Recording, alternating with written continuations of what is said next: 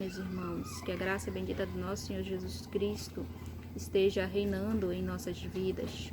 Quero compartilhar com os irmãos uma pequena reflexão da palavra do Senhor em Atos dos Apóstolos, capítulo 1, do versículo 12 ao versículo 14.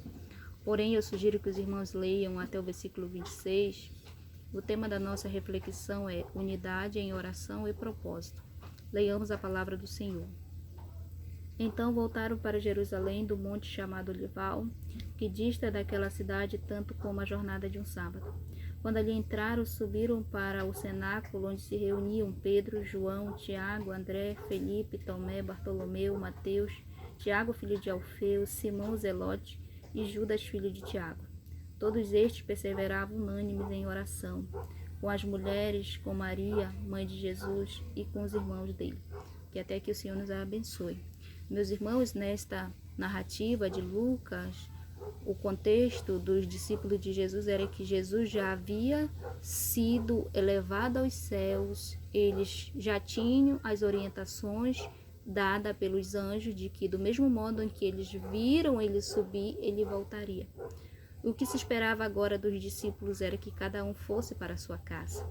Mas observe que o Senhor havia determinado no versículo 4 e no versículo 5, que eles não deveriam se ausentar de Jerusalém, mas que aguardasse a promessa.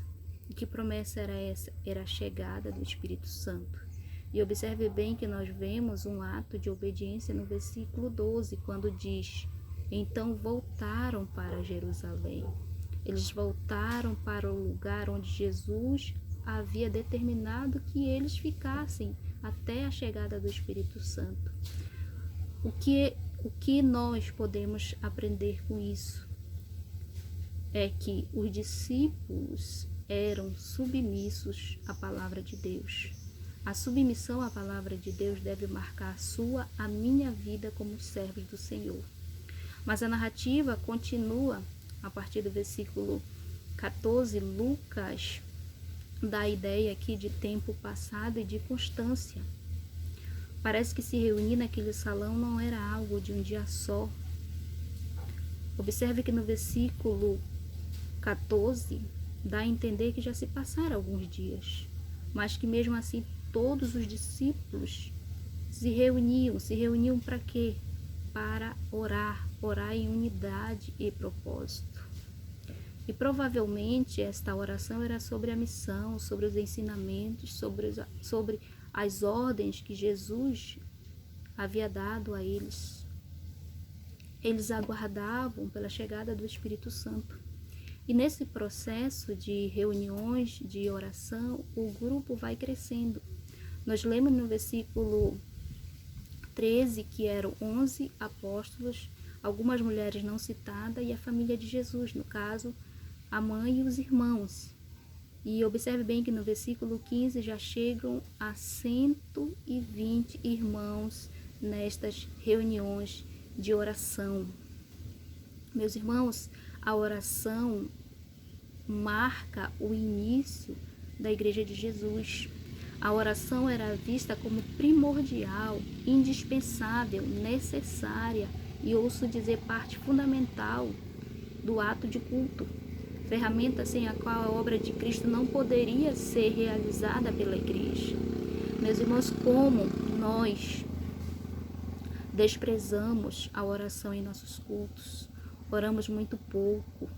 Sabe por quê? Porque o nosso coração está voltado para as coisas que nos colocam em evidências.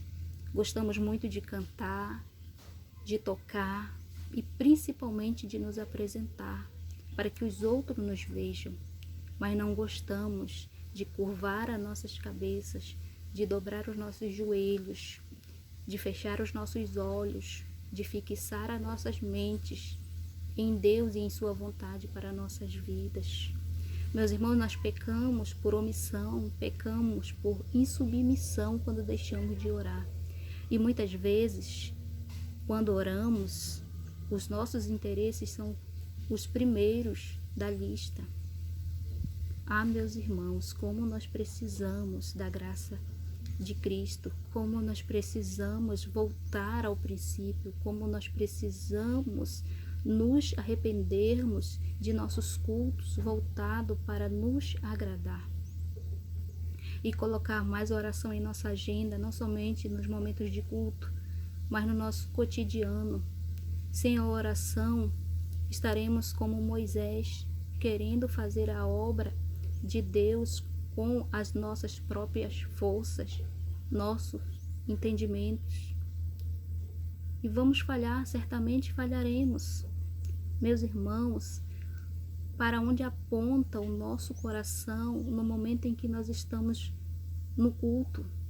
Por que é tão difícil deixarmos de olhar para o que está acontecendo ao nosso redor e pensar somente em Deus e em sua vontade para nossas vidas?